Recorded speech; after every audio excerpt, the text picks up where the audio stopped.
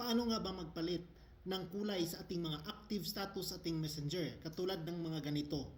Kung nakikita ninyo yung bilog sa mga friends natin, yung pinakamalaking bilog, pwede natin niyang palitan ng iba't ibang kulay. Paano ba natin ito gawin? Sundan mo lang ang videong ito. Unang-una guys, punta tayo sa ating messenger.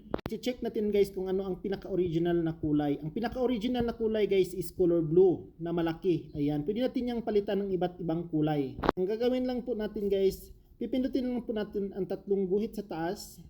Pagkatapos mong mapindot dyan ang tatlong guhit sa taas, pipindutin mo yung settings icon sa taas. Ayan, pipindutin mo yung settings icon. Pagkatapos mong mapindot ang settings icon, hahanapin mo dito ang accessibility. Ayan, pindutin mo yung accessibility. At ayan guys, makikita mo ang color filter. Ayan, pindutin mo ito. Ayan guys, naka-unfiltered pa siya.